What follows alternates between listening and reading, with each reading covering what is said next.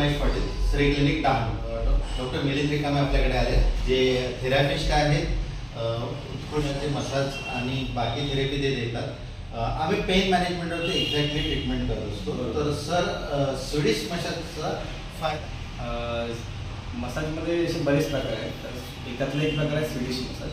तर स्वीडिश मसाजमध्ये कसं आहे की दोन्ही म्हणजे जे जिमवाले आहेत, ज्यांना नॉर्मल मसाज घ्यायचा आहे त्याच्यासाठी मसाज म्हणजे गरजेचं आहे. आपल्या बॉडीसाठी मसाज हे गरजेचं असतं. म्हणजे आपल्या बॉडीमध्ये तेल जाणं जातं ऑइली. कारण की आपण लहानपणी जे काय मसाज केलं असेल आपल्या त्यानंतर आपण तरी मसाज घेतलं नसेल, तर त्याच्यामुळे होतं मसाज घेतलं तर फायदे होतात.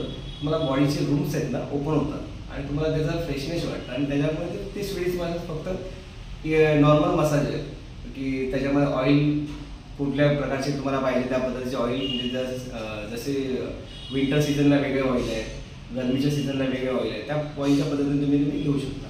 त्याला म्हणतात स्वीडिश मसाज. या स्वीडिश मसाज कुठले घेतले पाहिजेत की त्यांना काही त्रास असेल किंवा असं? स्वीडिश मसाजमध्ये थेरपी कुठली घेत नाही.